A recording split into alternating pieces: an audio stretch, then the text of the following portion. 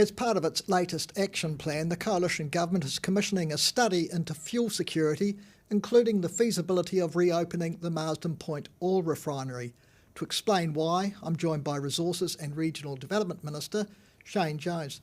Because that was part of New Zealand First's coalition agreement with National to have a look again at Marsden Point. What's the reasoning behind that?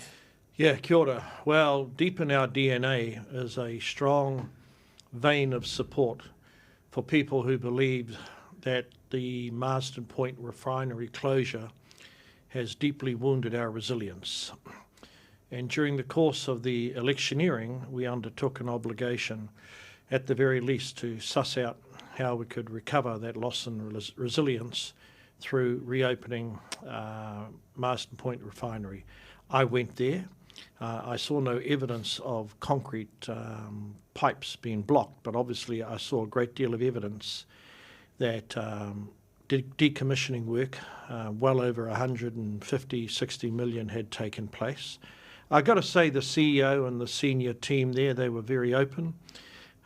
They reminded me that this is a new world, but underlying the desire to reopen the refinery, well, to effect a report that looks at those options is not only the cost, but what can we do to boost the resilience of oil and hydrocarbon fuels in New Zealand, given there have been occasions, I'm told by industry, where supply has got down to 5 or 6 days. But that was a commercial decision, right? So how do you, what?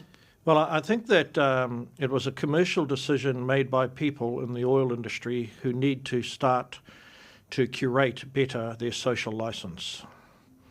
The oil industry obviously has a particularly strong position in New Zealand because the fuel that they're selling is desperately needed. And if resilience has been weakened as a consequence of the closure of the refinery, these decisions are not disconnected from political economy. I can tell you right now, had Winston Peters and I still been in power, and we met the Tasmanian lady on several occasions before we were booted out in 2020, we would never have acquiesced with that decision to close down the refinery. I was there in 2015 with John Key, 14 or 15, and they were celebrating the many hundreds of millions of dollars of upgrade at the refinery. And then 4 or 5 years later, I heard whisperings in 2019, actually, that the refinery was going to close.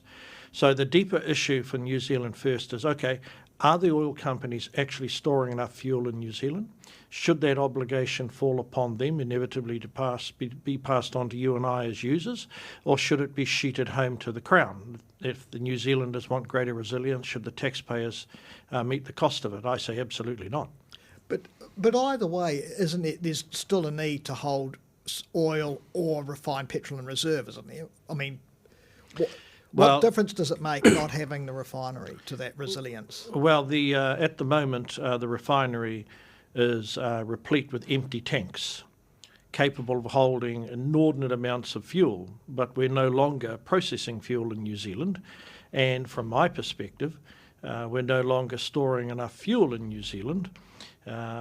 Indeed, even at the airport, I'm still waiting to hear back from the oil industry as to what are they going to do in terms of either investing more at capacity-wise to store fuel at the airport or indeed throughout the nation. And these are genuine political economy issues. We campaigned on it, that we will have not only a strategy but an enforceable set of undertakings to ensure that the Kiwis, in the face of geopolitical uncertainty, don't run out of gas. If you had a study that comes back and says it's viable to rebuild a refinery there, to start it up again, what would you do? The government would step in, and because if the companies themselves have closed it down, what would you do? Well, I think what we're hoping that the study will show is what role can a refinery, and it may not be refining in the future, fuel as we know it. For example, jet fuel, the future of jet fuel is they can't move away from the aviation equivalent of kerosene, but they are facing mandates in other parts of the world that they have to blend the fuel. So where would we make that fuel? Where would it be refined? I mean, there's scope, who knows, in the future for a refinery function that may not simply be for what we've taken for granted, in my case as a youngster in Northland, importing crude. So I think we should just tie-ho and accept that the refinery report will be a tad wider than what are the assumptions that I grew up with as a Northlander watching that refinery. But beyond that, what is the role of the Crown and what is the role of industry ensuring that we have adequate supplies at any given point in New Zealand of diesel, jet fuel, petrol and related fuels? Well, on the, I guess, question of having supplies of fuel, I mean, you're also looking at this whole idea of hydrogen, another fuel. What's happening there? The natural hydrogen that can be mined in this country? Yeah, so there are sources of natural hydrogen, native hydrogen, naturally occurring hydrogen in New Zealand. And it came as something of a surprise to me that our nation actually hosts this resource. People are already exploring it in other countries, and indeed they've found it in other countries. So all I'm doing is crystallising a framework, a regulatory framework, to enable investors to proceed. Now, I'm presuming they'll frack for it. Who knows? I'll be becoming, the minister known as Fracking Jones or something like that. But we shouldn't shy away if we've got these natural resources here. It's at a nascent stage. Other people in the private sector have done quite a bit of work on this, and we shouldn't, I think, be frightened of moving and finding out, is this a way of boosting our resilience, as opposed to hydrogen being made from existing energy sources, and to create the hydrogen, how much energy do you have to exhaust in order to make the hydrogen? So look, that's the guts of it. It occurs here. There's an academic at the Victoria University, Dr. Brumby. He's adamant that we have the necessary underlying resource, but there will be a lot of investment. But no one's going to invest unless they've got certainty that the regulatory framework is not too onerous. And it came as a surprise to me that we're not quite sure in terms of we, the Crown advisors, as to who owns it. And predictably that led to a wee bit of a stouse with the Māori Party as to whether or not there are unresolved Māori property rights in this resource.